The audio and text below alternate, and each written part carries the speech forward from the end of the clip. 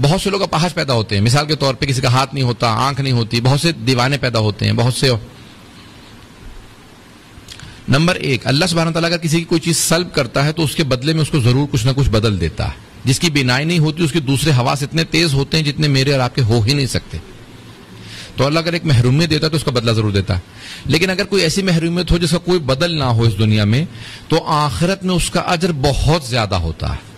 جو دنیا کے اندر بچہ بچپنے میں انتقال کر جائے، یا معذور ہو یا دیوانہ ہو، مجنون ہو، تو آخرت میں اس کا کوئی حساب کتاب نہیں، سیدھا جنت میں چلا جائے گا.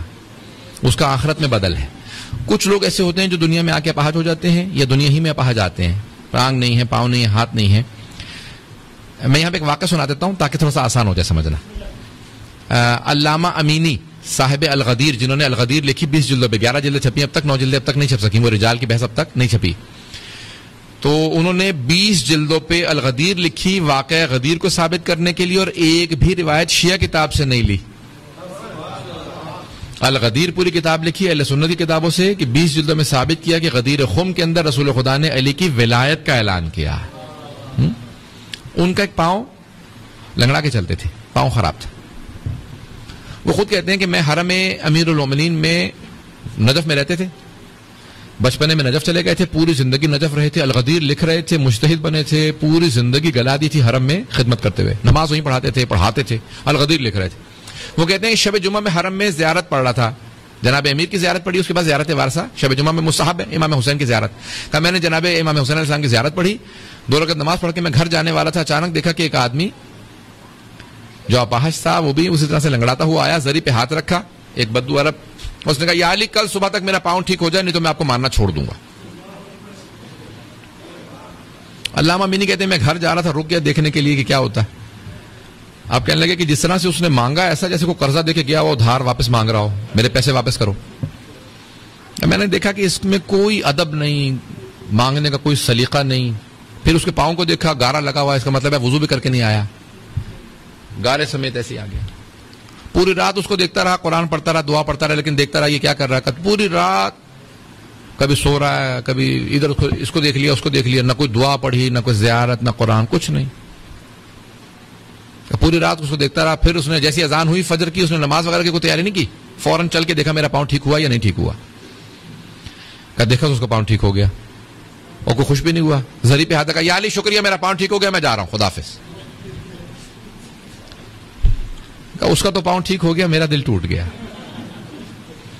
35 سال سے نجف میں خدمت کر رہا ہوں، آج تک میرا پاؤں ٹھیک نہیں ہوا.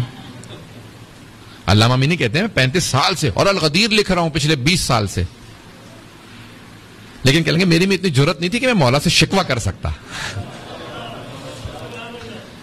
جن کے رتبے ہے سوا ان کے سوا منزل ہے. اب ان کے رتبہ ان کا مختلف تھا، بہت بڑے آیت اللہ تھے، مرجع تھے. انہوں نے کہا میرے میں جرت نہیں تھی میں مولا سے شکوہ کر سکتا. اب میں نے نماز فجر پڑھی، زری پہ آیا دوبارہ، کا مولا اجازت ہے میں گھر جا رہا ہوں. اجازت لی، پھر زری پہ پشت نہیں کی، بڑے ادب کے ساتھ میں گھر گیا تھوڑی دیر سو لوں، پوری رات جاگتا رہا ہوں. اب میرے دل کے اندر بس وہ ایک مسلسل بات چل رہی تھی کہ 35 سال سے میرا پاؤں خراب ہے، مولا کی زری پہ خدمت کر رہا ہوں، الغدیر لکھ رہا ہوں، مجتہد بنا ہوں، میرا پاؤں نہیں ٹھیک ہوا. میں نے شکوہ نہیں کیا، لیکن بات آ گئی دل میں. کہا میں سو گیا.